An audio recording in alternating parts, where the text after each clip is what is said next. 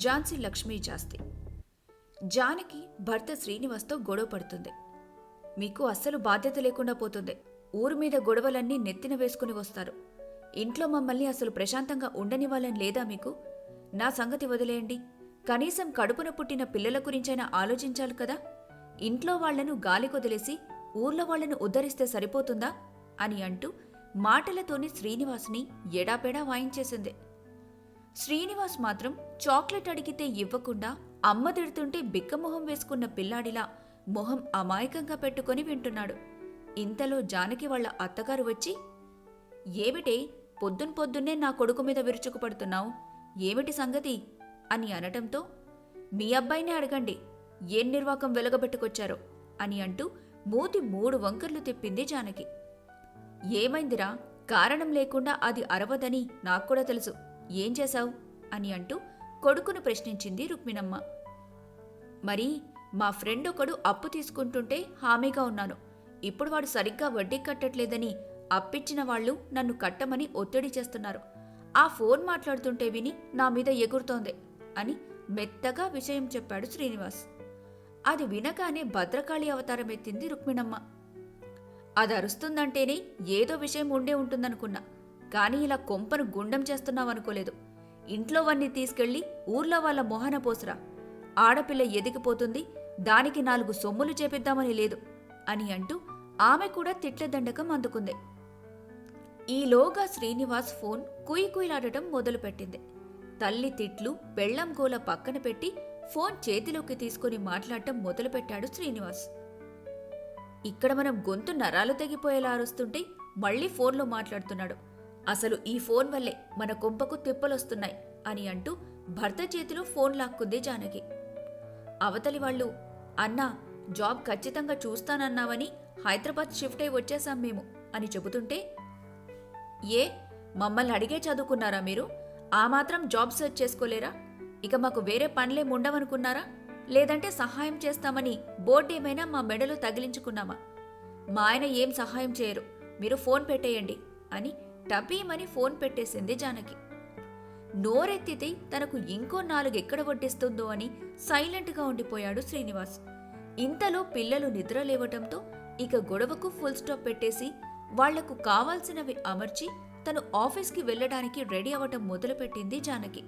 శ్రీనివాస్ కూడా రెడీ అయిపోయి ఆఫీస్కి వెళ్లిపోయాడు. సాయంత్రం ఇంటికి వచ్చేసరికి ఉదయం గొడవ సంగతి మర్చిపోయి మళ్లీ మామూలుగా అయిపోయింది జానకి. ఆఫీస్ నుండి రాగానే పిల్లలకి స్నాక్స్ పెట్టించి వంట పనిలో పడిపోయింది. వంట పూర్తయి స్నానం చేసి విశ్రాంతిగా హాల్లో సోఫాలో కూర్చొని అత్తగారితో కబుర్లు చెబుతుండగా శ్రీనివాస్ కూడా ఆఫీస్ నుండి వచ్చి ఫ్రెష్ అయిపోయి వాళ్ల కబుర్లలో తాను కూడా భాగమయ్యాడు. మాటల్లో మాటగా, అవునండి, పొద్దున్నే ఎవరో జాబ్ గురించి ఫోన్ చేశారు కదా, మీ మీద కోపంలో వాళ్ల నరిచేశాను, ఏంటి విషయం అని అడిగింది జానకి. మన ఊరు వాళ్లేలే, జాబ్ గురించి చాలా రోజుల నుండి అడుగుతున్నారు. నేనేమో నీకు చెప్పడం మర్చిపోతున్నాను.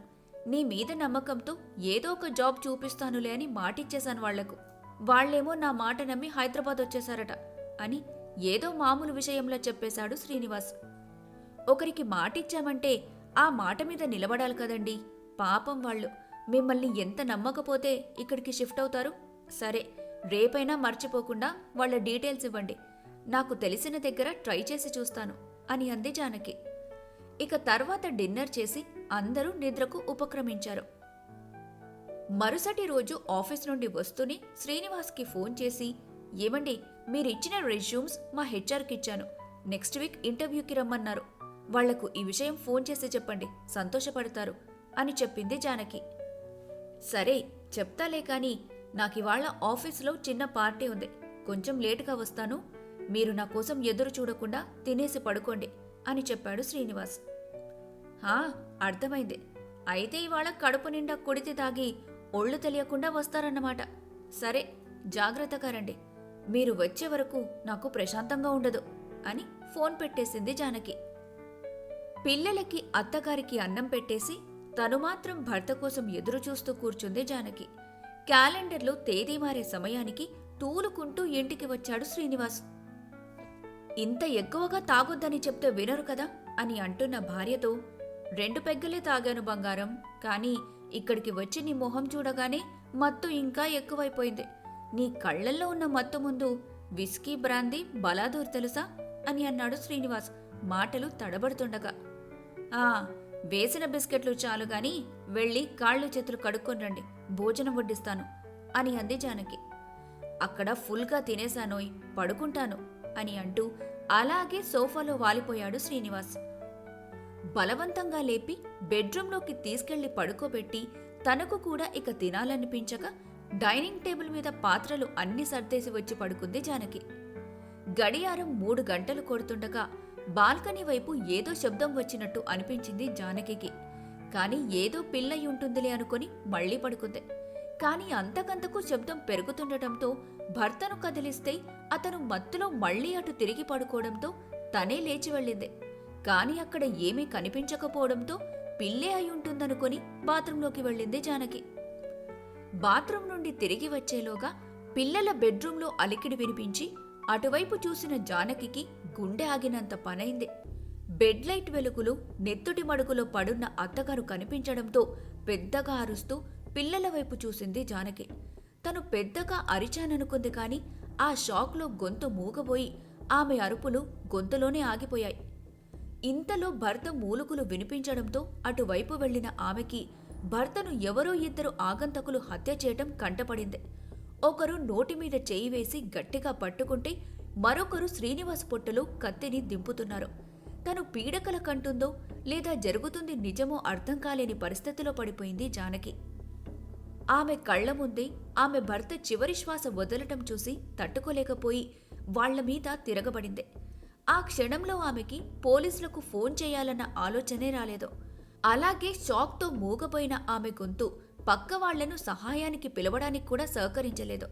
వెనుక నుండి వచ్చి పట్టుకున్న ఆమెను అలాగే విదిలించి వేశారు వాళ్ళిద్దరూ. వెళ్లి డ్రెస్సింగ్ టేబుల్కి తలగుద్దుకొని పడిపోయిందామె. పడిపోయిన జానకిని చూస్తూ పోయిందంటావా అని అడిగాడు ఆ ఇద్దరిలో ఒకడు. పోకపోతే ఇప్పుడు మనం పంపిద్దాం, ఎలాగూ భర్తను వదిలి బతకలేదు కదా అని అంటూ నవ్వాడు ఇంకొకడు. పిల్లల సంగతేం చేద్దాం అని మొదటివాడు అనటంతో ఇలాంటి వాళ్ల కడుపున పుట్టిన వాళ్లు కూడా ఇలాగే తయారవుతారు. లేదా ఒకవేళ మంచివాళ్లైనా తల్లిదండ్రుల్లేని అనాథల్లా ఈ లోకంలో బ్రతకలేరు. కాబట్టి వాళ్లను కూడా వాళ్ళ అమ్మానాన్నల దగ్గరికే పంపిద్దాం, అదే వాళ్లకు కూడా మంచిది అని అంటూ మళ్లీ పిల్లల బెడ్రూం వైపు కదిలారు వాళ్ళిద్దరూ. తలకి తగిలిన గాయం నెత్తురోడుతున్నా పిల్లలకి ప్రమాదమన్న మాట మెదడులో కదిలించిన కదలికతో అతి కష్టం మీద పైకి లేచి పిల్లల గదివైపు వెళ్ళింది జానకి. నిద్రపోతున్న పిల్లల ముద్దుమొహాలు చూసి కూడా కరగని రాతికుండెలతో వాళ్లు పిల్లల గొంతు మీద కత్తి పెడుతుంటే కర్టెన్ రాడ్ లాగి దాంతో వాళ్ల తలల మీద బాదింది జానకి.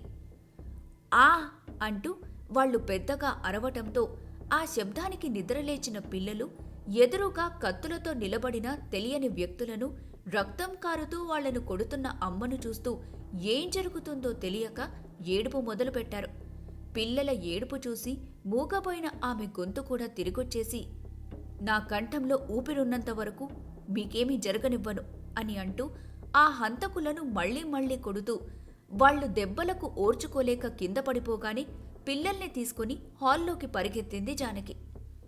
డోర్ తీసి పిల్లల్ని బయటకి పంపిద్దామనుకున్న ఆమె ప్రయత్నం ఫలించకుండా వెనక నుండి వచ్చి ఆమెను పట్టుకుని లాగి పక్కకి పడేశాడొకడు.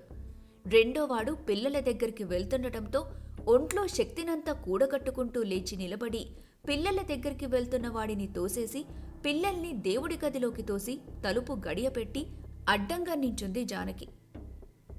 ముందేమని లేపేస్తే తర్వాత పిల్లల సంగతి చూసుకోవచ్చు అని అంటున్న వాళ్లతో రేయ్, మమ్మల్ని చంపేంత ద్రోహం మీకేం చేశామురా? ఎందుకు చంపుతున్నారు మమ్మల్ని? నన్ను చంపితే చంపండి కానీ నా పిల్లల జోలికి వెళ్ళకండి అని వాళ్ల కాళ్ల మీద పడి ప్రాధేయపడింది జానకి.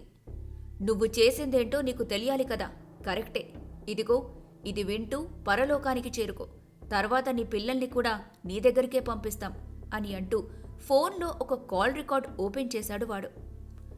అవి నిన్న తాను జాబ్ గురించి అడిగిన వాళ్లను తిట్టిన మాటలు. ఎన్నో కష్టాల్లో ఉండి చదువు పూర్తయినా జాబ్ సంపాదించుకోవడం చేతకాని వెధవలని ఊర్లో అందరితో మాటలు పడ్డాం. అయిన వాళ్ళకు కూడా లోకువైపోయి నీ భర్త ఇచ్చిన మాటను నమ్మి ఇక్కడికి వస్తే మీరిద్దరూ కూడా మమ్మల్ని వెధవల్ని చేశారు. అందుకే పగ తీర్చుకుంటున్నాం. ఇది మొదలు మాత్రమే. మమ్మల్ని అవహేళన చేసిన అందరికీ ఇదే గతి పట్టిస్తాం అని అంటూ కత్తితో కసిగా జానకి కడుపులో వెంటనే 10 పోట్లు పొడిచాడు వాడు. రే, మీకు ఇంటర్వ్యూ సెట్ చేయించానురా వచ్చే వారానికి. అది మీకు చెప్పమని కూడా మా వారికి చెప్పాను. ఆయన చెప్పడం మర్చిపోయినట్టున్నారు. తెల్లారితే ఇంటర్వ్యూ కాల్ వచ్చుండేది మీకు. ఇటు మీ భవిష్యత్తు నాశనం చేసుకున్నారు, అటు మా పిల్లల్ని అనాథలని చేశారు కదరా అని అంటూ ప్రాణాలు విడిచింది జానకి. ఒళ్లంతా చెమటలు పట్టి మెలకువ వచ్చేసింది జానకికి. గడియారం వైపు చూస్తే చిన్న ముళ్ళు 4 మీద, పెద్ద ముళ్ళు 6 మీద ఉంది. పక్కన చూస్తే తాగిన మత్తులో ఒళ్ళు తెలియకుండా నిద్రపోతున్న భర్త కనిపించాడు. మెల్లగా లేచి అత్తగారి బెడ్రూమ్ దగ్గరకు వెళ్ళగా హాయిగా నాన్నమ్మకు చెరోవైపు కాలు వేసి పడుకొని నిద్రపోతున్న పిల్లల్ని చూసిన తర్వాత కానీ జానకికి గుండె వేగం తగ్గలేదు. ఆ కల ఎందుకొచ్చిందో తెలియదు కానీ ఆ కల తాలూకు ప్రభావం నుండి తేరుకోవడానికి చాలా సమయమే పట్టింది జానకికి.